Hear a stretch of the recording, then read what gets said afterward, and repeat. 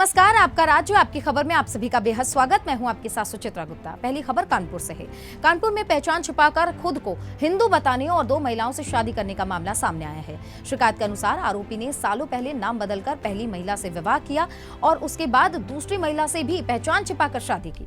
पीड़िता ने आरोप लगाया है कि उस पर धर्म परिवर्तन के लिए दबाव बनाया गया, मारपीट और धमकी देने के भी आरोप लगे हैं। सूचना मिलने पर पुलिस ने पनकी क्षेत्र के एक अपार्टमेंट से 2 महिलाओं को बरामद किया है और आरोपी को भी हिरासत में ले लिया है। पुलिस का कहना है कि सभी आरोपों की जांच की जा रही है और तथ्यों के आधार पर आगे की वैधानिक कार्रवाई की जाएगी। आज यहाँ पनकी थाने में 2-3 दिन से खबर आ रही थी। एक हरदोई की लड़की है, उसको एक विशाल और इरशाद नाम का लड़का बंधक बना के रखा हुआ है लव जिहाद के माध्यम से। कितने समय 8 वर्ष पूर्व इनकी शादी हुई थी, जैसा कि जानकारी मिली है। लड़की बता रही थी कि हिंदू बनकर इसने मित्रता की थी, विवाह किया था। धीमे धीमे जब जानकारी मिली तो विवाद हुआ, तो फिर धीमे धीमे उसको प्रलोभन देकर के उसको दबाव बना करके उसको रखा रहा और जब समय समय पर उसको मारपीट करता था, मांस खिलाता था, धर्मांतरण दबाव बनाता था। जब उसने विरोध किया तो एक बच्चा भी था, तो बच्चे को मारने धमकी देता था। अभी जानकारी उसको मिली है कि 3 वर्ष पूर्व उसने एक हिंदू लड़की जो कुरानगर की है उससे भी ऐसे ही गलत नाम बता के विवाह किया है। तब इसका विरोध हुआ और उसको दबाव में रख के कमरे में बंद रखा था कई समय से। तो उसने किसी माध्यम से हमारे पूर्व कार्यकर्ता से संपर्क किया और हम लोगों ने वो संबंधित स्थान पर प्रशासन को सूचना देकर के उसको वहां से निकलवाया। आज थाना पनकी क्षेत्र के अंतर्गत एक सूचना प्राप्त हुई कि एक व्यक्ति द्वारा 2 महिलाओं को बंधक बनाया गया है। पुलिस द्वारा घटना गंभीरता को देखते हुए तत्काल टीम बनाई गई और मौके पर रवाना की गई। मौके से 2 महिलाओं को बरामद किया गया है, थाने लाया गया है। उनके द्वारा जो सूचना उपलब्ध कराई गई तो तहरीर दी गई है, उसके आधार पर मुकदमा लिखा गया है।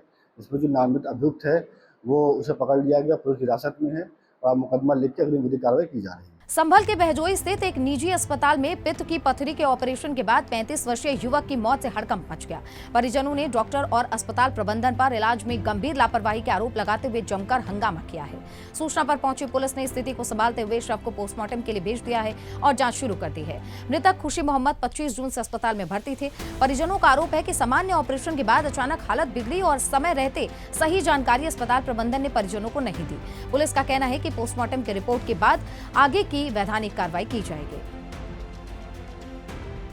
हमारा भाई 5 दिन से इसमें एडमिट था। इन लोगों ने जांच रिपोर्ट सारी कर ली। आज 5वें दिन ऑपरेशन करने का था। इसमें पथरी थी, मतलब फिर छोटे से ऑपरेशन के चक्कर में इन लोगों ने जो है ना 12 बजे ऑपरेशन करा। उसके बाद इन लोगों ने तुरंत वेंटिलेटर पर रख दिया। जब उसमें सांस ही न चलनी तो उसको अब जो है ना 6 बजे के बाद बोल रहे उसके रिफेयर करो, यहाँ से मुरादाबाद ले जाओ। अब वो तो हमने यहाँ पे देख लिया, अपनी मर्जी से एम्बुलेंस में रख दिया, किसी को कुछ पता भी ना। हम वहाँ से आए भागते हुए। कहाँ की रहने वाली हो? क्या हुआ है आपकी बेटी के साथ? उन्होंने गलत कर दिया। मैं तो पैर देख रही, मुझे देखने दिया ना, मेरे पापा को देखने दिया। क्या कहें। कितने दिन से भर्ती थी यहाँ पे? आज 4 दिन हो गए। क्या हुआ है इनके साथ में?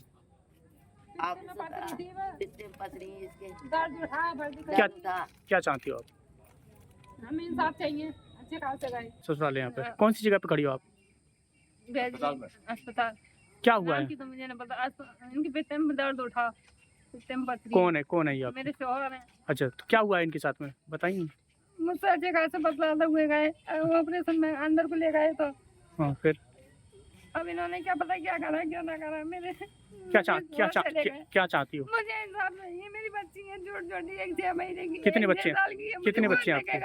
संभल में उपचार के दौरान एक निजी अस्पताल में एक 35 वर्षीय युवक की मौत हुई है। दरअसल पूरा मामला ये बहजोई कोतवाली इलाके का एक निजी अस्पताल का है और मेरी उपस्थिति यहाँ पर मौजूद है।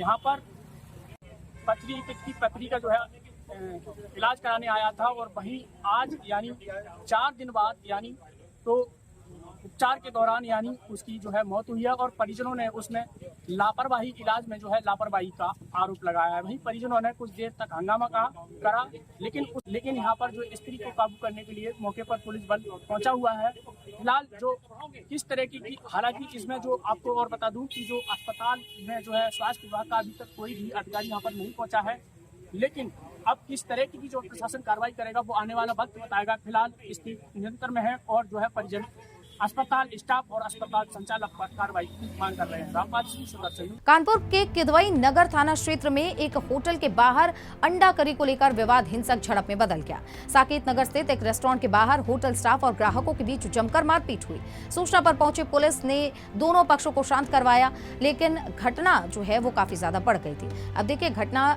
का वीडियो भी सामने आया है। स्थानीय लोगों ने देर रात एक होटल संचालित होने और कानून व्यवस्था को लेकर सवाल भी उठाए हैं। फिलहाल पुलिस पूरे मामले की जांच कर रही है। मारपीट के कारणों और दोनों पक्षों के आरोपों की जांच के बाद ही आगे की कानूनी कार्रवाई की जाएगी।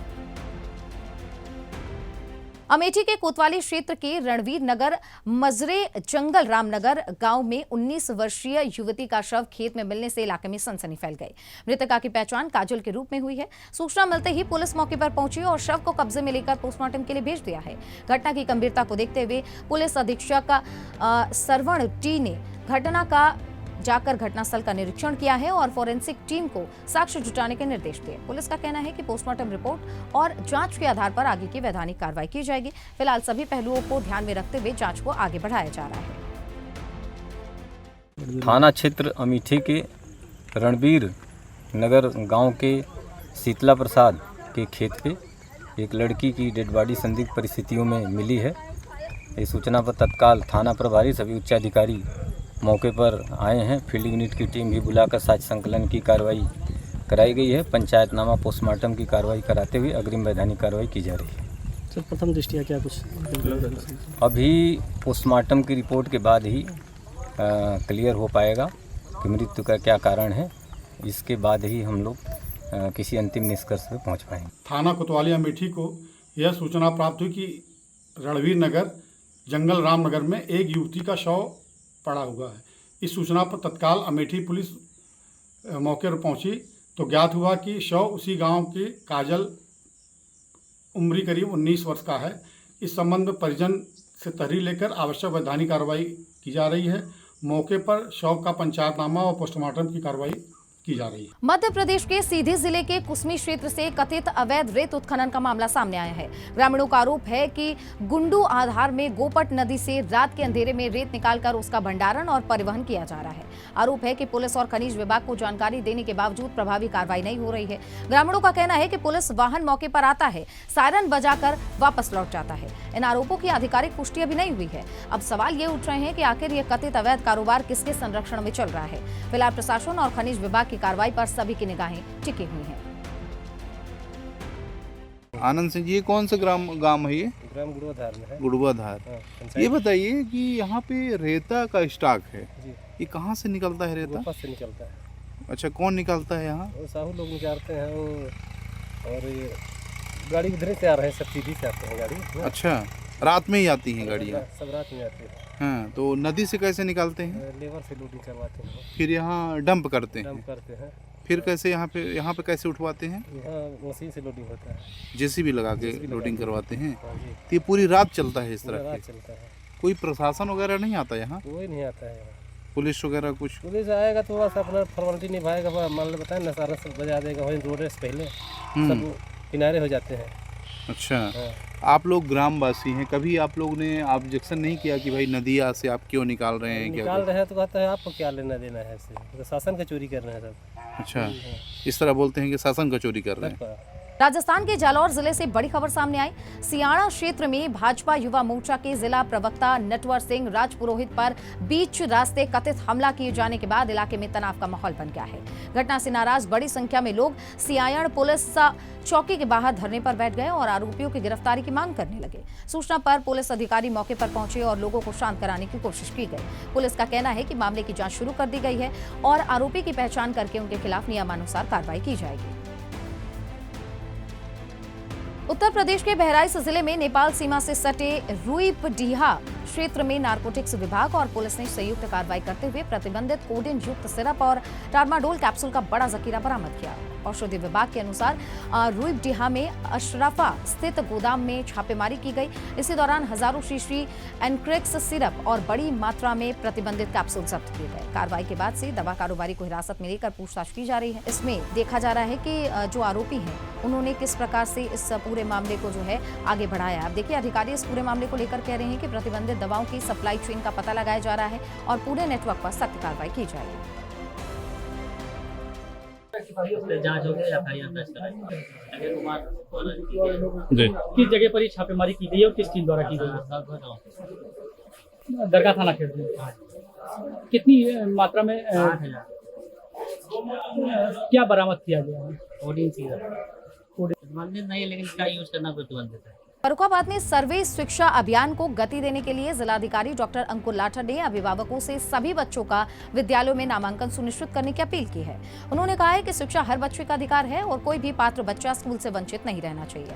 जिलाधिकारी के अनुसार नए शिक्षा सत्र में अब तक करीब 25,000 छात्र छात्राओं का नामांकन हो चुका है। इस अवसर पर उन्होंने संचारी रोग नियंत्रण अभियान के तहत जागरूकता रैली को भी हरी झंडी दिखाकर रवाना किया। प्रशासन का उद्देश्य शिक्षा और स्वास्थ्य दोनों क्षेत्र में जन भागीदारी बढ़ाकर जिले को और भी बेहतर बनाना है। हरी झंडी दिखाकर रवाना किया गया है। छात्र संख्या जो किस तरह से बढ़ाने के प्रयास किए जा रहे हैं? देखिए, आज ग्रीष्म अवकाश के बाद सभी बेसिक शिक्षा परिषद के स्कूल खुले हैं और उसमें आज उसी संदर्भ में स्कूल चलो अभियान की एक रैली को हरी झंडी दिखाकर यहाँ से रवाना किया गया था। इस रैली का अभियान का मुख्य उद्देश्य ये है कि जो नवीन नामांकन है जनपद में, जो गांव के बच्चे हैं उनको स्कूलों तक पहुंचाना, जो अभी तक स्कूल में नहीं गए थे, तो इसी को बढ़ाने के लिए ये रैली आज फ्लैग ऑफ किया गया था। अभी 1 अप्रैल से 25,000 इस वर्ष में जो नवीन नामांकन हो चुके हैं और हमारा लक्ष्य ज्यादा से ज्यादा बच्चों को स्कूल में लाया जाना है और इसी संदर्भ में प्रचार प्रसार किया जा रहा है। चित्रकूट के बरगढ़ थाना क्षेत्र में एक 21 वर्षीय युवक का शव पेड़ से लटका मिलने से सनसनी फैल गई। मृतक का प्रकाश कोल अपने ननिहाल में रहता था और मंगलवार रात खेत जाने की बात कहकर घर से निकला था। बुधवार सुबह उसका शव खेत में एक पेड़ से लटका मिला। प्रथम दृष्टया मामला आत्महत्या का माना जा रहा है, लेकिन परिजनों ने हत्या की आशंका जताई है और एफआईआर दर्ज करने की मांग की है। मौके पर पहुंची पुलिस और फोरेंसिक टीम ने जांच शुरू कर दी है। पुलिस का कहना है कि पोस्टमार्टम रिपोर्ट के आधार पर आगे की कार्रवाई की जाएगी।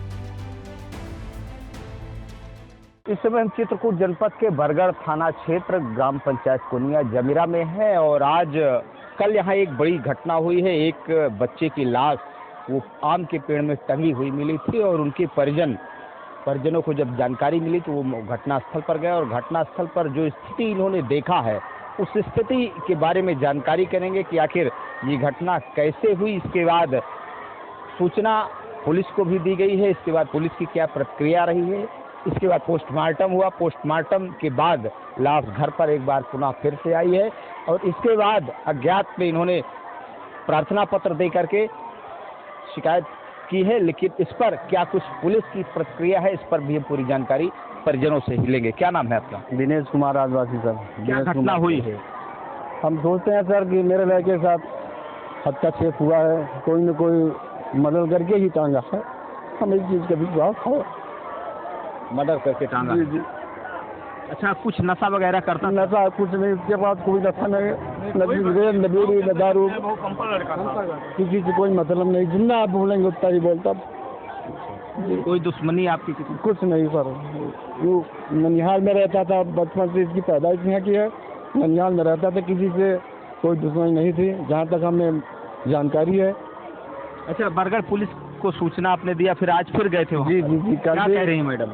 कल एप्लीकेशन दिए थे, उनके कहने पे आज भी गए हम लोग अज्ञात में एफआईआर दर्ज कराने, तो नहीं दर्ज की। बोली कि पहले वहाँ से पोस्टमार्टम की रिपोर्ट आएगी तो हम आपको फिर एफआईआर दर्ज करेंगे। सुरक्षा को लेकर कोई यहाँ पुलिस लगी हुई है? कोई है यहाँ? कोई यहाँ पे कोई नहीं सर, यहाँ पे कोई नहीं है। आप क्या कहेंगे? आप जो है किस पद पर हैं? मैं राम सूरत पासवान भीम आर्मी का महासचिव हूँ और यहाँ परिजन के बुलाने पर आया तो देखा कि वो आदिवासी का बच्चा है और वो गुटखा तक नहीं खाता, पढ़ने लिखने वाला लड़का है। जिस स्थान पर घटना हुई है वहाँ पर मोबाइल मिला, बीड़ी मिली, माचिस का बंडल मिला। इस बच्चे को दाब करके वहीं मारा गया, उसके बाद पेड़ में जा करके टांगा गया। ये आत्महत्या नहीं है, इसका पहले मर्डर किया गया, मारा गया, उसके बाद आत्महत्या का रूप देने के लिए इसको पेड़ में टांगा गया है। और परिजन जाकर के अज्ञात की रिपोर्ट दर्ज कराने थाने गए, थानेदार वहाँ से भगा दिए, कह रहे हैं कि पोस्टमार्टम रिपोर्ट आएगी तब हैंगिंग आएगी, तब हम हैंगिंग दिखाएंगे। और ये आत्महत्या नहीं, इसको मारा गया है आदिवासी के बच्चे को। और कोई रिपोर्ट यहाँ थाना भ्रष्ट है, नहीं तो अज्ञात की रिपोर्ट तो दर्ज की जाती, उसके बाद का विवेचना में उसका मोबाइल लिया जाता, लोकेशन निकाला जाता कि कौन इसको मारा कौन नहीं मारा। इतनी ढीस पुलिस हो गई है केवल मात्र आदिवासी समाज के बच्चे की वजह से रिपोर्ट तक दर्ज नहीं की जा रही। हमारा ये कहना है कि इसकी पहले अज्ञात की रिपोर्ट दर्ज हो, उसके बाद फिर अगली कार्रवाई हो। हाँ, जब तक सर मतलब कार्रवाई नहीं होगा तब तक अंतिम संस्कार नहीं किया जाएगा और पुलिस को टाइट पे व्यवस्था अपना देखे। तो यहाँ पर जो है ये पूरी तस्वीर हमारे कैमरामैन थोड़ा सा दिखाएंगे कि यहाँ जो वो तस्वीर है जो बच्चे की माँ है, जो बच्चे की माँ है और जो बच्चे के परिजन हैं, बच्चे की जो बहन है वो किस तरह से रो और बिलख रही हैं। ये स्थान है जहां पर वो डेड बॉडी अभी रखी गई है। कानपुर के गोविंद नगर विधानसभा क्षेत्र के शास्त्री नगर में जल निगम की कथित लापरवाही से मुख्य पानी की पाइपलाइन क्षतिग्रस्त हो गई, जिससे इलाके में भारी जल भराव हो गया। बताया जा रहा है कि रात में खुदाई के दौरान मेट्रो निर्माण स्थल के पास पाइपलाइन टूट गई और पानी कई घरों में घुस गया। स्थानीय लोगों को भारी परेशानी का सामना करना पड़ा। सूचना पर विधायक सुरेंद्र मैथानी मौके पर पहुंचे और अधिकारियों पर नाराजगी जताते हुए तत्काल मरम्मत और जिम्मेदार कर्मचारी के खिलाफ कार्रवाई की मांग की है। विभाग ने पानी का प्रेशर बंद कराया, जबकि रिसाव रोकने और पाइपलाइन दुरुस्त करने का काम चल रहा है। हमारी विधानसभा क्षेत्र में डबल पुलिया के नीचे शास्त्री नगर के इतने लापरवाह जल निगम के लोग हैं कि जिन्होंने रात में यहाँ खुदाई करके और मेन पाइपलाइन को तोड़ दिया, जहाँ से ये मेट्रो स्टार्ट हो रही। मेरे तो ध्यान में दिया गया कि मेट्रो ने ये किया, लेकिन जब ये देखा कि जल निगम ने यहाँ पर खोदा और पानी का फव्वारा निकला और अभी भी पानी लगातार भर के घरों में भर रहा है, लोग पानी में चल करके जाने के लिए मजबूर हैं। और ये अभी इस समय घड़ी में 11:30 बज रहा और अभी तक कोई इनका जिम्मेदार व्यक्ति नहीं आया।